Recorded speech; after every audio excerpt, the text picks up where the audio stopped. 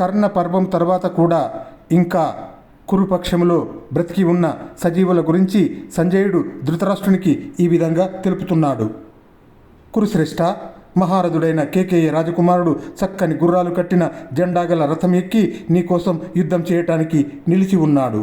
అలాగే కురువంశ శ్రేష్ఠుడు నీ పుత్రుడు అయిన పురుమిత్రుడు మండుతున్న సూర్యుని రంగుగల రథం ఎక్కి మేఘాలు లేని ఆకాశంలో ప్రకాశించే సూర్యునిలాగా నిలిచి ఉన్నాడు.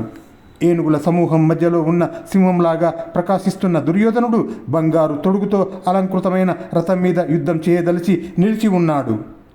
డాలు ఖడ్గాలను చేతదాల్చి నీ పుత్రుడైన సుషేనుడు, వీరుడైన సత్యజిత్తు సంతోషంగా చిత్రసేనునితో కలిసి యుద్ధం చేయటానికి సిద్ధంగా ఉన్నారు. లజ్జాశీలుడు, భయంకర ఆయుధధారి అయిన శీఘ్రభోజుడు, సుందరుడు, జరాసంధ పుత్రులలో పెద్దవాడు అయిన అద్రుడు, ఇంకా చిత్రాయుధుడు, శృతవర్మ, జయుడు, శలుడు, సత్యవ్రతుడు, దుశ్శలులు, నరశ్రేష్ఠులు సైన్యాలతో కూడా యుద్ధ సన్నద్ధులై ఉన్నారు.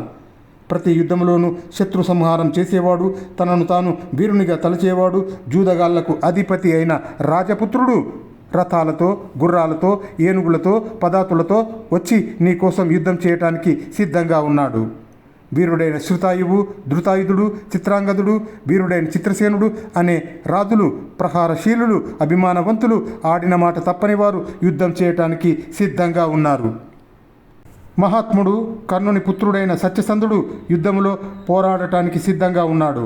అలాగే హస్త వేగము, శ్రేష్టమైన అస్త్రాలు గల ఇంకా ఇద్దరు కర్ణుని పుత్రులు అల్ప ధైర్యంతో ఛేదించలేని సేనను ఆశ్రయించుకొని నీకోసం యుద్ధం చేయటానికి సిద్ధంగా ఉన్నారు. రాజా, ముఖ్యులైన వీరితో అమితమైన ప్రభావం గల ఇంకా కొంతమంది యోధ శ్రేష్ఠులతో కురురాజైన దుర్యోధనుడు ఏనుగుల సమూహం మధ్యన మహేంద్రుని వలె విజయకాంక్షతో నిలిచాడు.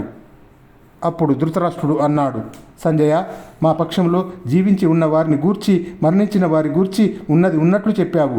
దీనివల్ల ముందు కలగబోయే పరిణామాన్ని అర్ధాపత్తి ప్రమాణంతో నేను స్పష్టంగా తెలుసుకుంటున్నాను. నా పక్షం యొక్క పరాజయం నిశ్చితం. ఇదంతా చెబుతున్న వైశంపాయనుడు జనమేజయునితో ఇలా అన్నాడు, రాజా, ధృతరాష్ట్రుడు తన సైన్యంలో శ్రేష్ఠ వీరుల మరణాన్ని, విధ్వంసాన్ని, కొద్దిమంది మాత్రమే మిగిలి ఉండటాన్ని విని శోకంతో ఇంద్రియాలు అన్నీ వికలం కాగా అలా అంటూనే మోహం పొందాడు, మూర్ఛపోయాడు. ఇది శ్రీ మహాభారతమున కర్ణపర్వమున సంజయ వాక్యం అను 7వ అధ్యాయము.